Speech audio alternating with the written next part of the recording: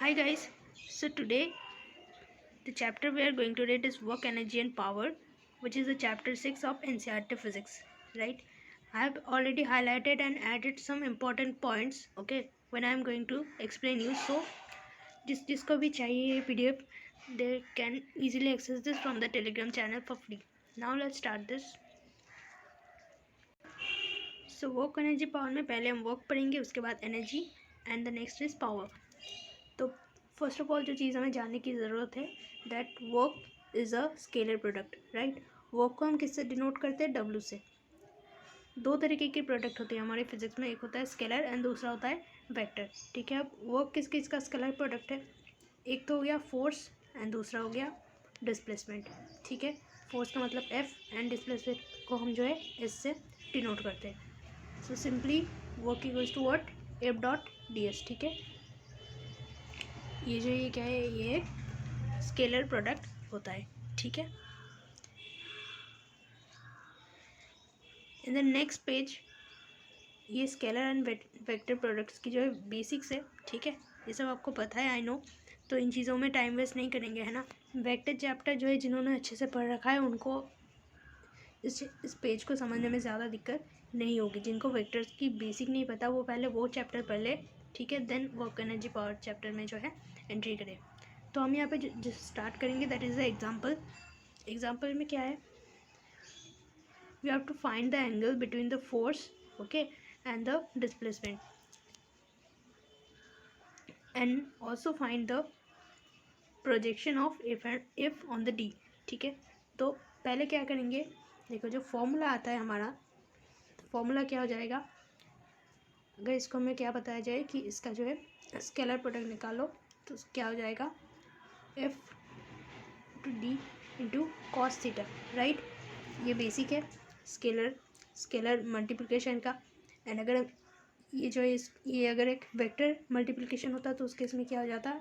F D and sine theta, right. But theta is the angle between these two, right. So this is the basic. Now पहले हम क्या करेंगे? F into D, ठीक है. अब चूँकि ये एक स्केलर मल्टीप्लिकेशन है तो उस केस में क्या हो जाएगा? इस एफ में आई के साथ जो नंबर है एंड डी में आई के साथ जो नंबर है इनको मल्टीप्लाई करेंगे, फिर जे के साथ ये वाला जे एंड के साथ ये वाला के, ठीक है. सिंपल सा फंडा है, जिनको पता है वो अच्छे से कर लेंगे इसको, ठीक है. तो 3 इंटू 5 क्या हो जाएगा? 15, ठीक है. इसके बाद क्या हो गया? 4 इंटू 4 दैट इज 16 एंड यहाँ पे क्या आ रहा है? -5 into 3 that is -15. So the answer will be 16. Now हमने जो है पहले कैलकुलेट क्या कर लिया? एफ इंटू डी का जो है वैल्यू हमने कैलकुलेट कर लिया. Next thing we have to do is इनका जो मॉड वैल्यू होता है उसको कैलकुलेट करना होगा. एंड नेक्स्ट कोस थीटा को कैसे निकाल लेंगे? कोस थीटा को हम कैसे निकाल लेंगे? एफ डॉट डी, ठीक है. एंड नीचे जो है इससे डिवीजन कर देंगे तो कोस थीटा का वैल्यू आ जाएगा, ठीक है. तो सिंपल है ये चीज़. एफ का जो मॉड वैल्यू होता है वो कैसे निकालेंगे? Root over the root under the 3 square, okay, 4 square and क्या है यहाँ पे? -5 का स्क्वायर, ठीक है. जो आंसर निकाल के आएगा वो क्या होगा? दैट इज़ यहाँ पे इन्होंने एफ स्क्वायर किया है, बट आप डायरेक्टली जो है एफ को निकालोगे तो एफ का वैल्यू क्या आएगा? रूट अंडर 15, ठीक है. वैसे ही सेम प्रोसेस से अब जो डी का वैल्यू है, डी का वैल्यू निकालोगे तो क्या आएगा? वो भी आएगा रूट अंडर ऑफ 15. तो फिर कॉस का जो वैल्यू आएगा कोस थीटा वो क्या आ जाएगा? 16 बाई रूट अंडर 15 टू 50, इसका मतलब 50 बाहर आ गया. Basically the answer is going to be 0.32, right. So आप इसको जो है डायरेक्टली ऐसे लिख दोगे, theta equals to cos inverse of, ठीक है, क्योंकि कॉस इस तरह आ जाएगा, cos inverse of 0.32, right. Now यहाँ पे डायग्राम से भी चीज़ों को जो है समझा रखा है, आप इसको देख सकते हो. Next notions of work energy, work and kinetic energy, मतलब वर्क एंड काइनेटिक एनर्जी के बीच का जो रिलेशन है उसको हम अभी समझेंगे, ठीक है. देखो ये जो फॉर्मूला है, ठीक है, हमने इसको कहाँ पढ़ा था? हमने जो है इसको मोशन चैप्टर में ऑलरेडी हम इसको जो है पढ़ चुके हैं. तो मोशन चैप्टर का ये जो फॉर्मूला है ये क्या है? ये फाइनल वेलोसिटीज़ का स्क्वायर, ठीक है, minus of initial velocity equals to 2 into acceleration into the displacement, ठीक है. अब यहाँ पे हम क्या करते हैं? दो साइड में जो है हम m से मल्टीप्लाई कर देते हैं ना, मास से मल्टीप्लाई कर देते हैं. एंड इस तरह जो 2 है इसको इधर लेकर के आ जाते हैं. तो क्या बन जाएगा फाइनली? यहाँ से क्या बन जाएगा? Half of M B square minus half of M U square equals to M A into S, ठीक है. एंड यहाँ पे देखो m इंटू ए है, हमें क्या पता है m इंटू ए का मतलब क्या होता है, फोर्स होता है। फोर्स इज इक्वल टू क्या होता है, मास इंटू एक्सेलरेशन। ठीक है, तो यहाँ से जो है ये चीज़ हमें आ गई। ये देखो इस फॉर्मूले से क्या आ गया, ये फार्मूला हमने डिराइव कर लिया। इसका मतलब क्या हो गया, ये क्या है, ये बताओ ये क्या होता है, हाफ एम वी स्क्वायर क्या होता है, काइनेटिक एनर्जी होती है। फिर ये क्या हो गया, फाइनल काइनेटिक एनर्जी। ठीक है, तो इसको हम के एफ लिख सकते हैं। एंड ये क्या हो गया, ये हो गया अपना इनिशियल काइनेटिक एनर्जी, इसका मतलब माइनस ऑफ के आई हो गया। एंड यहाँ पे क्या है, एफ इंटू डी। ठीक है, हमने थोड़ी देर पहले क्या पढ़ा, एफ इंटू डी क्या हो जाता है, स्केलर प्रोडक्ट मतलब कि वर्क।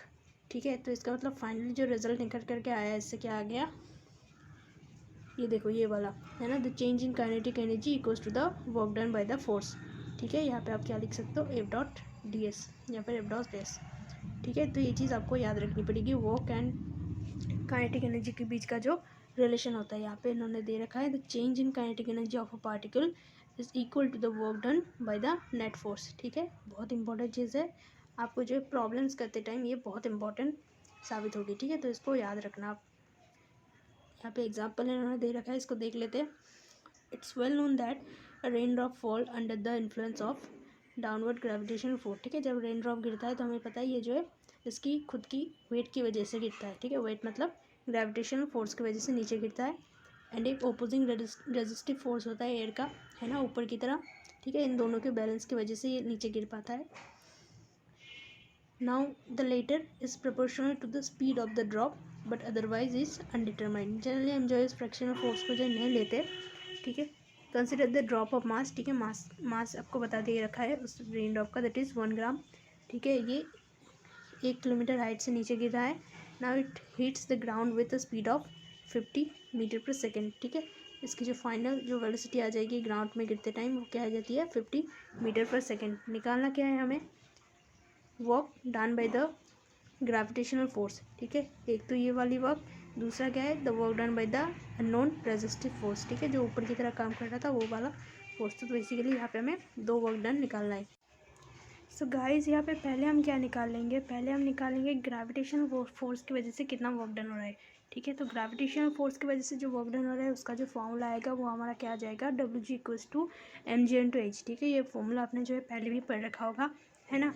अब एम की जो वैल्यू है वो क्या है, 1 ग्राम के लिए क्या है, 1 ग्राम है मास। ठीक है, तो 1 ग्राम का मतलब क्या कितना हो गया, 10⁻³ ठीक है, जी का वैल्यू हम सबको पता है, दैट इज़ 10। एंड एच कितना बोला गया आपको, 1 kilometre, that is equals to 1000 metre. ठीक है, तो इससे हमने क्या कर लिया, ग्रेविटेशनल फोर्स की वजह से जो वर्क डन था उसको हमने निकाल लिया। सेकंड जो चीज़ हमें पूछी गई थी वो क्या पूछी गई थी कि work done due to the resistive force. ठीक है, अब हमें जो चीज़ पता है, हमने थोड़ी देर पहले एक थ्योरम से पढ़ा कि the change in kinetic energy equals to the work done, है ना। तो पहले जो हम क्या करेंगे, पहले हम काइनेटिक एनर्जी का चेंज को ढूंढ लेते हैं। ठीक है, देखो जब वाटर ड्रॉप ऊपर से गिरता है तो इनिशियली तो वो रेस्ट में होता है ना, तो इनिशियली काइनेटिक एनर्जी क्या हो जाता है, 0। ठीक है, एंड फाइनली जो आपको क्या बोला गया था कि 50 मीटर पर सेकेंड हो जाता है इसका फाइनल वेलोसिटी। तो फाइनली जो काइनेटिक एनर्जी होता है वो कितना हो जाएगा, half into M into V square. ठीक है, एंड अगर हम डेल्टा के निकालेंगे मतलब काइनेटिक एनर्जी का चेंज, तो वो क्या हो जाएगा, final kinetic energy minus the initial kinetic energy. तो जो काइनेटिक एनर्जी का चेंज हमारे सामने आ रहा है वो कितना आ रहा है, 1.25 जूल। ठीक है, ऐसा यूनिट है जूल। ठीक है, तो देखो जो हमें क्या चीज़ पता है कि काइनेटिक एनर्जी का जो चेंज होता है वो वर्क डन के बराबर होता है ना। अब यहाँ पे अगर हम वर्क डन की बात करें तो 2 तरीके की वर्क डन हो जाती है, एक तो ग्रेविटेशनल फोर्स की वजह से एंड दूसरा जो है रेजिस्टिव फोर्स या फिर अननोन फोर्स की वजह से। तो इसका मतलब जो डेल्टा के होता है, डेल्टा के क्या हो जाएगा हमारा, delta K equals to the gravitational force की वजह से वर्क डन एंड दूसरा रेजिस्टिव की वजह से। क्वेश्चन में हमें कौन सा पूछ रहा है, बी क्वेश्चन में हमें पूछ रहा है रेजिस्टिव फोर्स की वजह से। तो अगर हमें इस इक्वेशन से डब्ल्यू आर को निकालना है तो हम कैसे निकाल लेंगे, डेल्टा के माइनस ऑफ डब्ल्यू जी। ठीक है, अब डेल्टा के की वैल्यू हमने थोड़ी देर पहले क्या निकाली, 1.25 एंड डब्ल्यू जी की वैल्यू क्या निकाली, 10 जूल। तो जो आंसर फाइनल हमारा निकल के आएगा रेजिस्टिव फोर्स की वजह से वो कितना आ जा रहा है, माइनस ऑफ 8.75। अब ये माइनस क्यों हो रहा है, क्योंकि जैसे कि हमें पता है ये ग्रेविटेशन फोर्स के ऑपोजिट में काम कर रहा है ना, तो फोर्स क्या हो जाएगा, तो वर्क डन जो हो जाएगा वो क्या हो जाएगा, नेगेटिव। ठीक है, तो अब हम पढ़ लेते हैं इस वर्क के बारे में। देखो वर्क डन क्या होता है, force acting on a object of mass M. ठीक है, यहाँ पे जो चीज़ इन्होंने बोलने की कोशिश की है जो हम ये थीटा लेते हैं ना, जो एंगल लेते हैं, उसको हम हमेशा जो हम डिस्प्लेसमेंट करते उसके रिलेटिव में लेते, ठीक है। मतलब कि यहाँ पे जो डायग्राम इन्होंने दे रखा है कि इधर है फोर्स, ठीक है, इस तरह इस ऑब्जेक्ट को हम डिस्प्लेस करा रहे हैं, है ना। तो अगर हम इस तरह डिस्प्लेसमेंट करेंगे तो इन दोनों के बीच की जो थीटा होगी वो ये वाली थीटा होगी, ठीक है, ये वाली, ना कि ये वाली, ठीक है, ये वाली नहीं होगी। जिस तरह डिस्प्लेसमेंट होगा उसी तरह हम जो है थीटा को मानेंगे, ठीक है। तो ये सिंपल सा चीज़ है। नेक्स्ट आगे बढ़ते हैं हम। तो the work done by a force is defined to be the product of component of force in the direction of displacement, ठीक है, and the magnitude of displacement, and that's why W की जो value जाती है वो कितनी हो जाती है, F into D, F dot D, इसका मतलब F cos theta into D, ठीक है। Now there is no displacement, अगर कोई डिस्प्लेसमेंट नहीं होगा तो वर्क भी नहीं होगी। इस इक्वेशन से हमें पता चल रहा है ना कि अगर डी का वैल्यू हम ज़ीरो मान लेते तो वर्क डन की वैल्यू कितनी आ जाएगी, ज़ीरो आ जाएगी। तो हमें क्या पता चल रहा है कि नो डिस्प्लेसमेंट, तो इसका मतलब no work even if the force is large, ठीक है। अगर फोर्स कितना भी ज़्यादा हो, ठीक है, मान लो कि फोर्स है 100 पर डिस्प्लेसमेंट ही नहीं हुआ, डिस्प्लेसमेंट है 0, तो वर्क डन 0 हो जाएगा, ठीक है। ये यहाँ पे बोल रखा है, जैसे कि इसका एक एग्जाम्पल भी दे रखा है, ठीक है। आप किसी बड़ी सी या फिर, ठीक है, आप किसी बड़ी सी दीवार को जो है आप धक्का मार रहे हो, ठीक है, तो उससे क्या हो जाएगा, क्या वो दीवार हटेगी, नहीं हटेगी, पर आपकी जो मसल्स होगी, ठीक है, उनको तो कंटिन्यूसली वर्क करना पड़ रहा है, ठीक है, देर कंट्रैक्टिंग एंड रिलैक्सिंग, एंड आपकी जो इंटरनल एनर्जी है वो भी यूज़ हो रही है, ठीक है। मतलब फोर्स तो बहुत ज़्यादा आपने लगा रखा है पर जो डिस्प्लेसमेंट नहीं हो रही है, तो उस केस में क्या हो जाएगा, वर्क डन 0 आएगा, है ना।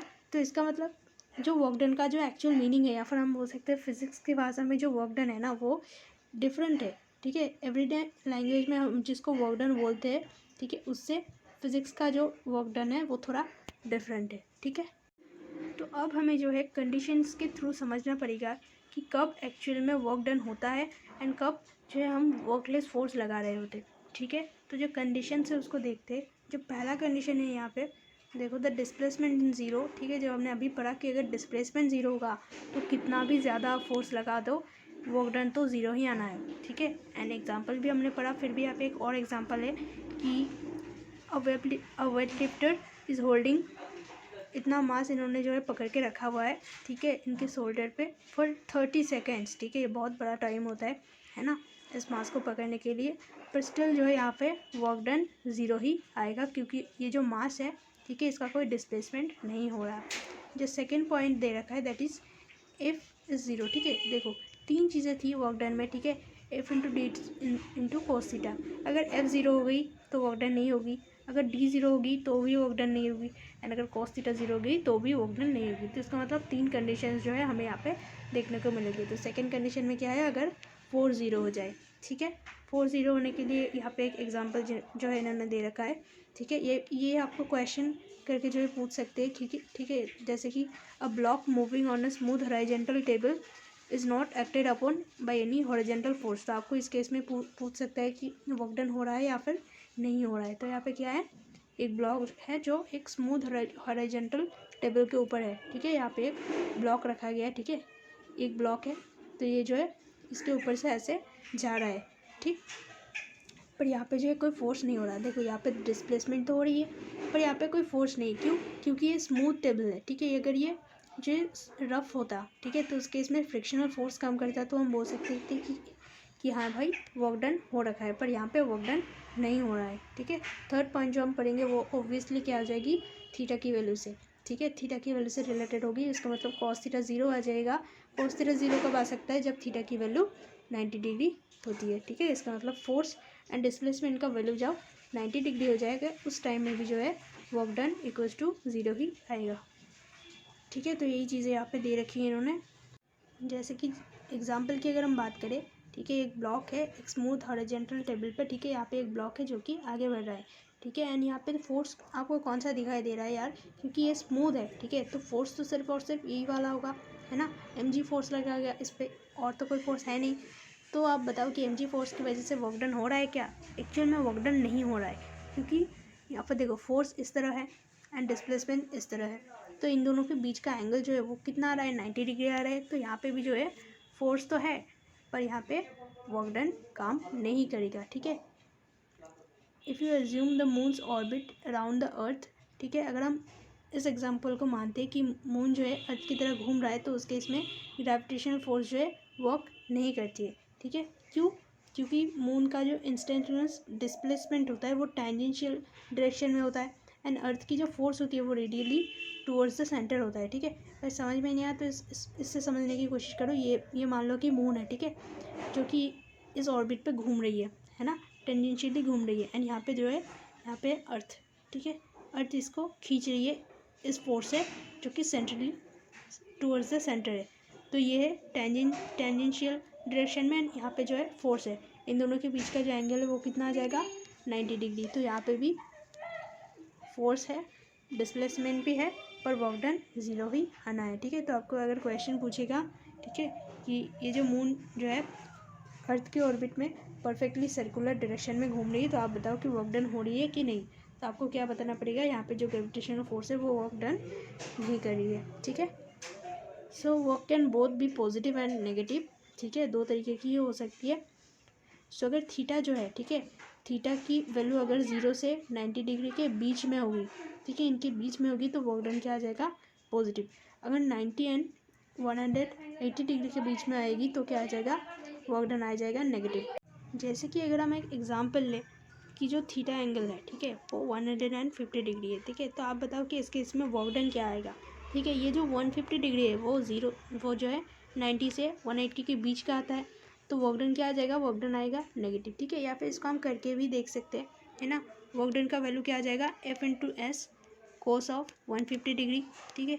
तो इसका मतलब क्या आ जाएगा, F इंटू एस, ठीक है, क्या आ जाएगा, कॉस 30 डिग्री, एंड आगे जो एक माइनस आ जाएगा, तो जो वैल्यू आएगा निकल के वो क्या आएगा, ये वैल्यू आ जाएगी, ठीक है। तो यहाँ पे जो चीज़ आपको देखनी है that is the minus sign. तो इसका मतलब वर्क डन नेगेटिव भी हो सकता है एंड पॉजिटिव भी हो सकता है। अगर आपको पूछा जाए कि फ्रिक्शनल फोर्स की वजह से जो वर्क डन होता है वो कैसा होता है, तो वो ऑब्वियसली जो है नेगेटिव आएगा, ठीक है। क्योंकि आप डिस्प्लेसमेंट इधर दे रहे हो, तो फ्रिक्शन किस तरह काम करता है, उसकी ऑपोजिट डायरेक्शन में, मतलब कि 180 डिग्री पर, ठीक है। एंड कोस 180 डिग्री का जो वैल्यू आता है वो क्या आता है, -1 आता है। Now it's clear that work energy have the same dimension, ठीक है। सेम क्यों होता है, क्योंकि हमें पता है कि काइनेटिक एनर्जी का change equals to work done, ठीक है। इन काइनेटिक एनर्जी एक एनर्जी होती है, तो उसका मतलब इनका जो डायमेंशन होगा वो सेम होगा, that is ml² to the power of -2, ठीक है। ये बेसिक चीज़ें हैं। ऐसे यूनिट की अगर हम बात करें तो वो क्या आ जाती है, जूल आ जाती है। वर्क डन की ऐसा यूनिट क्या आ जाती है, जूल आ जाती है, ठीक है।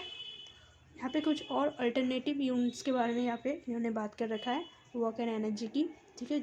एंड ये सारी चीज़ें इंपॉर्टेंट भी है, ठीक है, तो इनको इग्नोर मत करना, ठीक है। जूल का एक अल्टरनेटिव क्या हो जाता है, अर्ग, ठीक है, ERG से हम इसको रिप्रेजेंट करते हैं, ठीक है। 1 अर्ग की वैल्यू क्या आ जाती है, 10 to the power of -7 joule, ठीक है। दूसरी जो चीज़ है वर्क डन की वो क्या आ जाती है, EV, ठीक है। ये आपने करंट इलेक्ट्रिसिटी चैप्टर अगर आपने पढ़ रखा है तो वहाँ पे आपको इसके बारे में आपने पढ़ रखा होगा कि W की जो वैल्यू आ जाती है वो क्या आ जाती है, V की। एंड अगर ये जो एक इलेक्ट्रॉन हुए तो इसका चार्ज क्या आ जाएगा, V इंटू ई, है ना। तो इसका मतलब W इक्वल्स टू VE, या फिर इसको हम क्या बोल देंगे, EV, ठीक है। तो 1 EV की जो वैल्यू आती है, E की क्या वैल्यू आ जाएगी, 1.6 into 10 to the power of -19, and यहाँ पे जूल। कैलोरी की अगर हम बात करें तो 1 कैल, इसका मतलब क्या आ जाता है, 4.2 या फिर 4.18 जूल, ठीक है। इसको आप सिंपली 4.2 याद रख सकते हो। नेक्स्ट जो चीज़ है ये क्या है, किलोवाट आवर, ठीक है।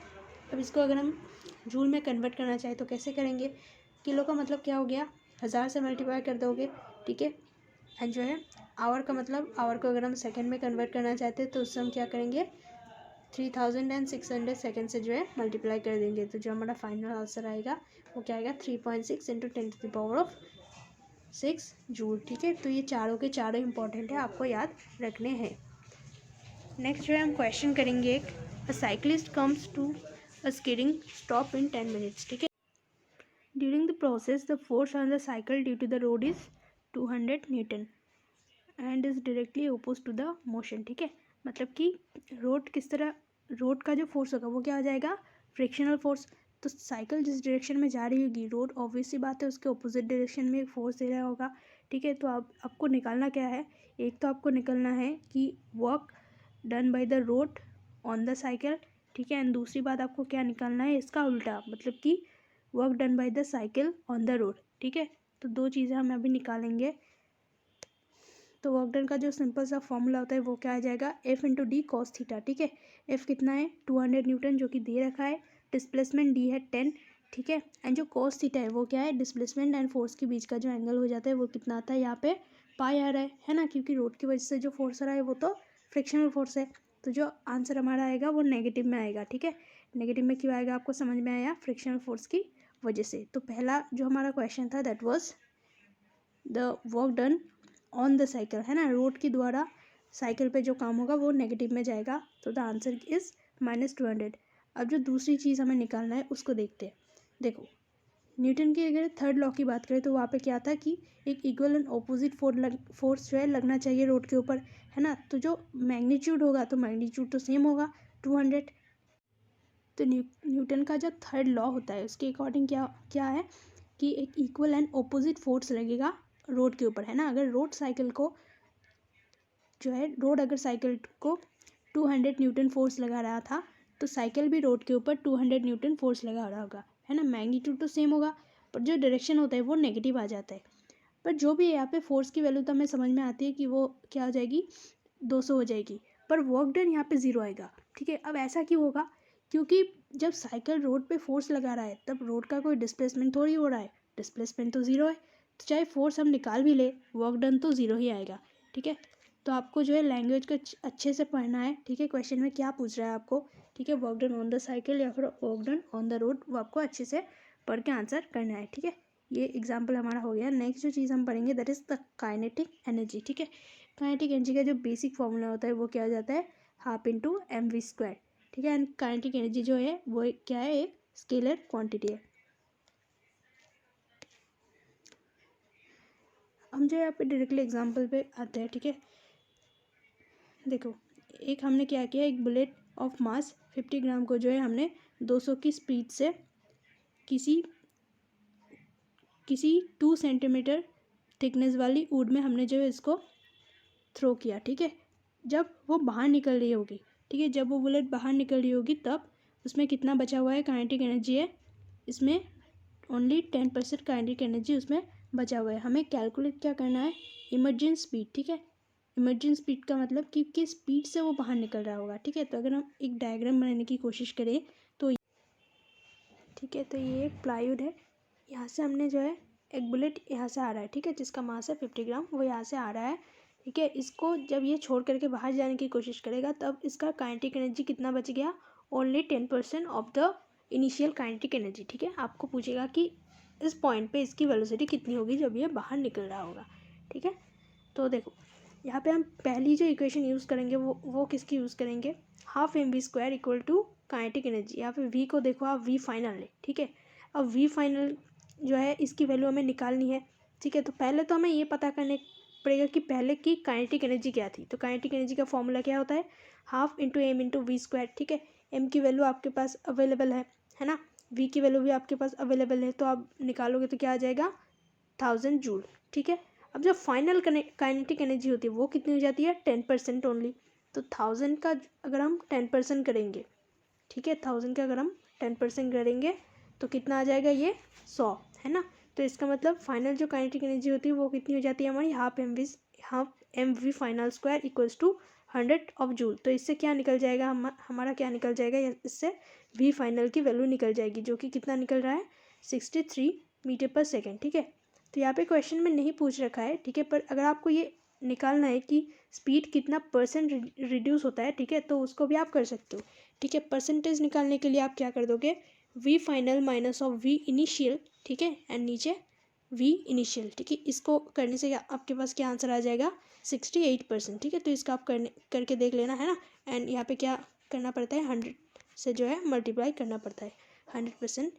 तो जो है यहाँ पे 68% यहाँ पे निकल के आ गया है, ठीक है। एंड यहाँ पे क्या बताया रखा है एनसीईआरटी में, नॉट 90%, ठीक है। स्पीड ऐसा नहीं कि 90% कम हो जाएगा। ठीक है, हमने यहाँ पे क्या देखा था कि काइनेटिक एनर्जी जो है वो इनिशियल का 10% हो रहा था। ठीक है, इसका मतलब काइनेटिक एनर्जी 90% कम हो रहा था। पर इसका मतलब ये नहीं है कि वेलोसिटी भी 90% कम हो जाए, है ना, क्योंकि काइनेटिक एनर्जी एंड वेलोसिटी का क्या रिलेशन है, kinetic energy is proportional to the V square. तो ये नॉर्मल सी चीज़ है, ठीक है, एनसीईआरटी में अच्छे से बता रखा है आपको। नेक्स्ट चीज़ हम क्या पढ़ेंगे, work done by a variable force. A constant force is a rare thing. ठीक है, जनरली हमें प्रैक्टिकल वर्ल्ड में हमें जनरली कांस्टेंट फोर्स देखने को नहीं मिलता है। ठीक है, मोस्ट कॉमन जो फोर्स होता है वो क्या होता है, वेरिएबल फोर्स होता है ना, या तो डिस्टेंस के साथ वेरी करता है या फिर टाइम के साथ वेरी करता है। ठीक है, तो अगर डिस्प्लेसमेंट को हम मान ले स्मॉल है, ठीक है, अगर बहुत छोटा सा डिस्प्लेसमेंट है तो इन दैट केस हम जो है वर्क डन क्या बोल सकते हैं, work done equals to F X. ठीक है, इसको आप ऐसे लिखोगे, जब एफ जो है वेरिएबल होगा तो इसको ऐसे लिखोगे। ठीक है, तो एक्स के साथ वेरिएबल है तो एफ इंटू डेल्टा एक्स, मतलब ये क्या है, ये बहुत ही स्मॉल डिस्प्लेसमेंट है। एंड अगर छोटी छोटी हम अगर बहुत बड़ी एक डिस्टेंस को छोटी छोटी पार्ट में डिवाइडेड करके देखें तो जब हम इस पूरी डिस्प्लेसमेंट को लेंगे कैलकुलेशन में तो हमें क्या करना पड़ेगा, हमें कैसे वर्क डन को रिप्रेजेंट करना पड़ेगा, हमें इसको सक्सेसिव रेक्टेंगुलर एरियाज के बेसिस पे रिप्रेजेंट करना पड़ेगा। ठीक है, नीचे डायग्राम भी हम देखेंगे। तो बेसिकली फॉर्मूला जो आएगा वो क्या आ जाएगा, W equals to summation of F X delta X. ठीक है, जिसमें हम डिस्टेंस किसका लेंगे, इनिशियल पॉइंट से फाइनल पॉइंट तक की। ठीक है, अब यहाँ पे डायग्राम आप देख लो, यहाँ पे इन्होंने एक डायग्राम दे रखा है। ठीक है, यहाँ से यहाँ तक जो है ऑब्जेक्ट ने डिस्टेंस को कवर किया है एंड इसको हम छोटी छोटी एरिया से जो है कैलकुलेट करेंगे एंड उसके बाद हम क्या कर देंगे, समेशन कर देंगे पूरी चीज़ का। ठीक है, एंड कभी कभार हम वर्क डन को कैसे निकाल लेते हैं, easily area under the curve से निकाल लेते हैं। ठीक है, जैसे कि आप मान लो कि ये एक जो है एक्स वाई एक्सिस है। ठीक है, अगर मैं आपसे पूछूं कि ऑब्जेक्ट जो है कितना वर्क डन किया इस दौरान, ठीक है, इसको मान लेते कि हम कोई भी वैल्यू ले लो इसका 5 या फिर 4, तो अगर मैं पूछूं कि ऑब्जेक्ट ने कितना जो है वर्क डन किया तो वर्क डन का जो फॉर्मूला आ जाएगा वो क्या आ जाएगा, एरिया अंडर द कर्व, मतलब कि ये वाला एरिया क्या हो जाएगा, हाफ इंटू ये जो हाइट है वो कितनी है, 4 इंटू 5। ठीक है, ये जो बेस है तो क्या निकल के आ रहा है, 10 जूल। ठीक है, तो ये इजी चीज़ थी कि एरिया अंडर द कर्व से